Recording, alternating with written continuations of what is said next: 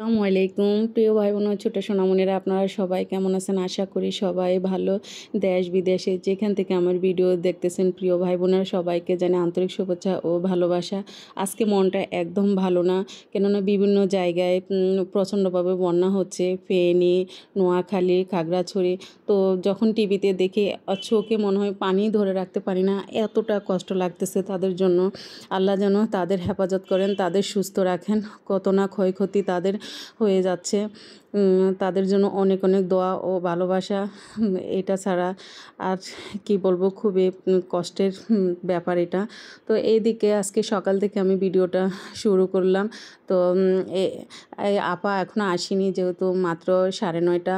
আজকে মারিয়ামকে স্কুলে যেতে দিইনি। এদিকে আপার জন্য এগুলো গুছিয়ে রেখেছি। বিকেলবেলা বাচ্চাদেরকে একটু পেঁয়াজু বানিয়ে দেব আর একটু বুট ভাজা করে দেব, যেহেতু মারিয়াম আজকে কোচিংও দেব না তাকে। কেননা এত কাদা এত ময়লার মধ্যে গিয়ে আরও সব নোংরা করে ফেলে। তাই তাকে বলছি, মা আজকে আর কোচিংয়ে যাওয়ার দরকার নেই, স্কুলেও যাবা না। বলছে, মা ঠিক আছে তাহলে বাসায় বসে পড়াশোনা করি। তো বললাম ঠিক আছে বাবা। আমি সকালে উঠে, আপনারা দেখলেন এদিকে আমি আমার বাবার জন্য কিন্তু অনেক খাবার রেডি করে ফেলেছি। সবসময় ওঠার আগে কিন্তু ওর জন্য আমি খাবার রেডি করে ফেলি। না, বাচ্চারা যখন উঠে তখন খেয়াল রাখবেন, মায়েরা কিন্তু অনেক কাজই করতে পারেন, তারা ওঠার আগে যে অনেকগুলো কাজ কিন্তু আমরা গুছিয়ে ফেলতে পারি। তো সব কিছু করে মারিয়ামকে নিয়ে আমি নাস্তাও করে ফেলছি। এদিকে 11:30। তো আপা চলে আসছে। আপা এসে আপার মোটামুটি কাজকর্মগুলো সেরে আজকে আমি স্বাদের লাউ রান্না করব। তো এই লাউটা দেখে আমার মনটা অনেক খারাপ হয়ে গেছে। এত শক্ত লাউ আপনাদের ভাইয়া নিয়ে আসছে। একবার ভাবছি এটা রান্নাই করব না, ফেলে দেব। চিন্তা করলাম না, একটু সুন্দর করে রান্না করি। যাই হোক, সেই শক্ত লাউটা আপনাদের সাথেও শেয়ার করি আমি কিভাবে রান্না করি। তো এইভাবে যদি আমরা লাউ রান্না করে খাই তো আসলে খুবই ভালো লাগবে। তো এদিকে আমি পরিমাণ মতো তেল দিয়ে দিলাম, কাঁচামরিচ দিয়ে দিছি, সামান্য জিরা ধনিয়া পেস্ট আর রসুন পেস্টটা একটু বেশি দিয়েছি আর কাঁচামরিচটা কম দিয়েছি। লাউ রান্না করার সময় আসলে বেশি ঝাল দিলে কি খেতে ভালো লাগে না। লাউ সবসময় একটু মিষ্টি মিষ্টি হলে খুবই ভালো লাগে। আপনাদের কাছে কেমন লাগে জানি না।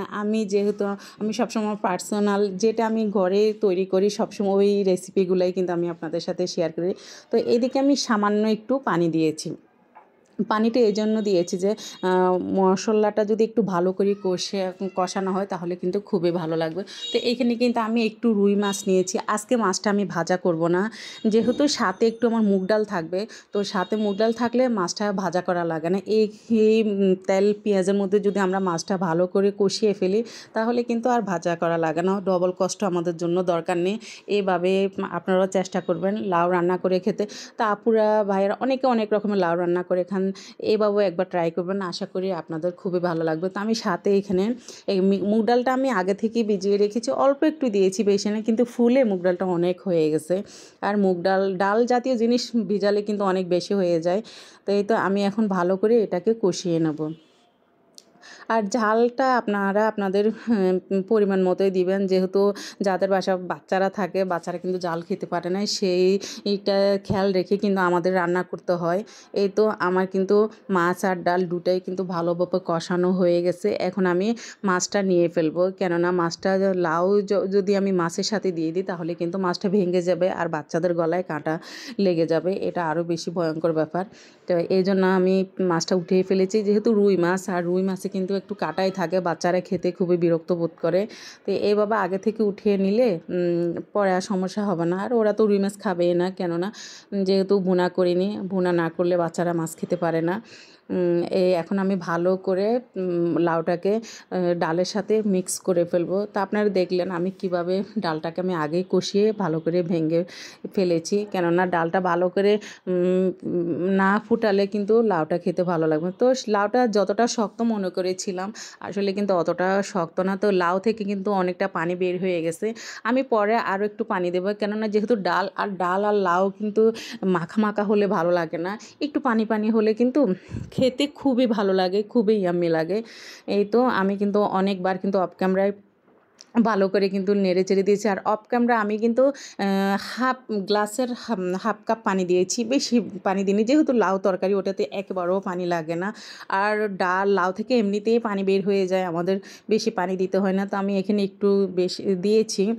কেন দিয়েছি, যে লাউটা আমার মানে শক্ত তো আমার কাছে লাগছিল যে একটু শক্ত শক্ত, সেই জন্য আমি পানিটা দিয়েছি। আর ডাল আছে তো, ডাল আর লাউ একটু পানি পানি হলে খেতে খুবই ভালো লাগে। তো আমার রান্নাটা কিন্তু একদম শেষ। এখন আমি একটু ভাগা দিয়ে ফেলবো।